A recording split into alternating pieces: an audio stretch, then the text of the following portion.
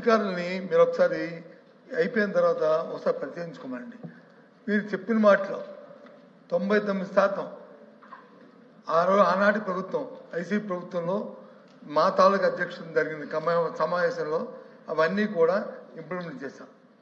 ఇప్పుడు చేయవలసింది ఏంటంటే ప్రభుత్వం అనేది కంటిన్యూ ప్రాసెస్. ఆ రోజు జీతాలు పెంచుతాము, జనవరిలో మీటింగ్ జరిగింది కాబట్టి, మరి ఏప్రిల్ ఎలక్షన్ ఉన్నాయి కాబట్టి ఈ 3 నెలల తర్వాత వచ్చే ప్రభుత్వం ఎదురుస్తున్నా మేము పెంచుతామని చెప్పి హామీ రాసిచ్చాము. మిగతా విషయాలన్నీ కూడా ఆ రోజే చేశాము. ఆ రోజే మీరు కావాల్సిన అగ్రిమెంట్ పేపర్స్ అంటున్నారు కదా, మీ డైరెక్టర్ గారు ఉంటారు, డైరెక్టర్ గారిని పిలిచి డైరెక్టర్ గారితో మాట్లాడి అవన్నీ జరిగే లేదో మీరు చూడండి. అంతేగాని మీరు లేనిపోయిన కలవలు మాట చెప్పి అప్పుడు లక్షలాది మంది ఇవాళ ధర్నా చేస్తున్నారు ధర్నా చౌక్లో. మీరు ఇలా అడగండి. ఇగో మంత్రి గారు ఇవాళ అప్పుడున్న మాజీ మంత్రి గారు ఇవాళ ఎల్ఓపి గారు వచ్చి ఈ సమావేశం పెట్టారంట, ఇవన్నీ చేశామని చెప్పి సభా సాక్షిగా చెప్తున్నారు.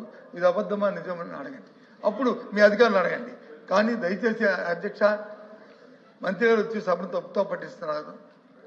పేదవాళ్ళని అంగన్వాడీ గురించి వచ్చి మీరు ఈ విషయమైన విధానం మాట్లాడుతున్నారు.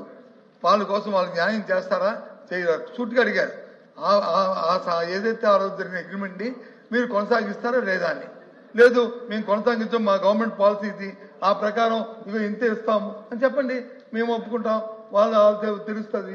అంతేగాని అసలు విషయాన్ని వచ్చి మప్పు పెట్టి అసలు ఆవిడ అడిగిన క్వశ్చన్ గురించి సమాధానం చెప్పకుండా లేని చెప్పి దయచేసి ఆ విషయం ఏది ఆ విషయం చెప్పారా? ఏది అగ్రిమెంట్ కొనసాగిస్తాము, జీతాలు పెంచుతాము విషయం చెప్పారా?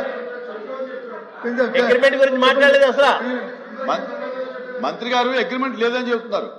అగ్రిమెంట్ ఉంటే ఇమ్మంటున్నారు. అది అందుకే అగ్రిమెంట్ లేదని ఏదైతే మీరు చెప్పారో దానికి మీ అధికారులు అడగండి. దానికి నిరసనగా దానికి అమ్మా కొద్దిగా దయచేసి సమయం పాటించండి.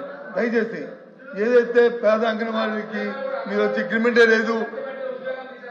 లేదు ఇదే ఈ విషయంలో లేదు, ఇవన్నీ మేం చేస్తామని మీరు చెప్తున్న సచిదూరమైన ఆరోపణలకి ఏదైతే అగ్రిమెంట్ లేదనే మాటకి ఇవాళ మీరు వహించాలని కోరుతూ అంగన్వాడీల పట్ల ఉన్న సానుభూతితో వారు చేస్తున్న కృషికి వాళ్ళకి జీతాలు డిమాండ్ చేస్తూ మేము మీ ప్రభుత్వం ఇటు పరిస్థితులను కూడా అంగన్వాడీ న్యాయం చేయదనే రీతిలో మేము వచ్చి ఈ సభ నుంచి వాకౌట్ చేస్తాం. అధ్యక్ష